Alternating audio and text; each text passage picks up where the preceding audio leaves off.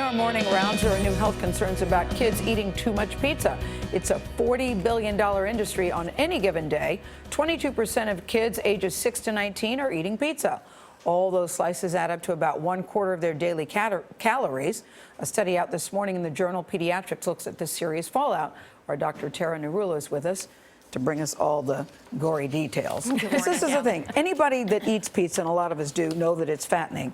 So why are they sounding the alarm? What are they sounding the alarm about, is my question. So we know that we have an obesity epidemic in our childhood population. About 20% of our kids are obese. We have rising rates of high blood pressure in a younger and younger population. And so what they're really doing is shining a spotlight on the fact that pizza is one of the largest contributors to our daily caloric intake in that population. And so when kids eat pizza on any given day, they're increasing their calories anywhere from 400 to 600.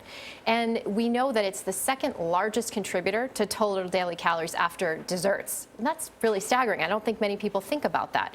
So they're really trying to raise awareness, A, so that we eat healthier pizzas, but also B, so that kids and adolescents understand how detrimental this can be. So it's the type of pizza we're eating, you say? Yeah, I think a lot of it is the type. I mean, if you go to Italy and you eat a pizza in Naples, you're getting a very different pizza than you consume in the United States. I mean, our pizzas are thick crusts, refined grains that are stuffed sometimes, lots of processed cheeses that are fatty, which can increase the saturated fat that kids are consuming anywhere from 3 to 5 grams, and sauces that are full of sodium that can increase their sodium content as much as 400 milligrams. But I got to say, there's a lot of parents out there with really finicky eaters, and they're dealing with that, and they think at least there's some vegetables on this pizza, at least it's caloric intake.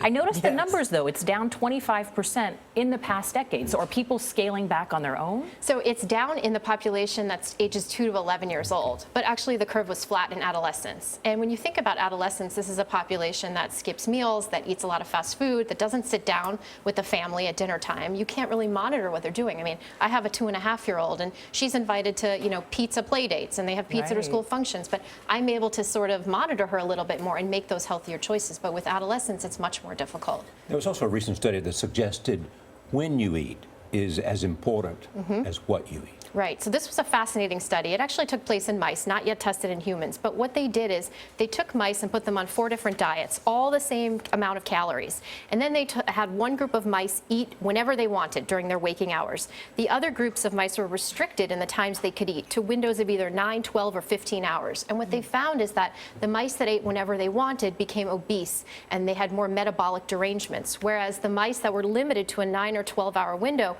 were thinner and metabolically more healthy. And what's more interesting is that when you took the obese mice and switched them to the restricted window, they lost weight. So this tells us that not only... So what does it tell us? It tells us that not only could you prevent weight gain, but you might be able to reverse it. By doing what? We don't know the mechanism. We think that it may have something to do with genes being turned on in the time when you're not eating. And so it's almost like you have this circadian rhythm, your body's internal clock, and when you stop eating, you allow those genes to turn on that control how you process cholesterol, fats, and sugar. So you need that time without food to do that. And will it be different for different people? We don't know yet because it hasn't been tested in humans, but... All I know is I'm setting the clock right now. When was my first drink? When's 12 hours later? Okay. Set your timer. Dr. Narula, thank you so much.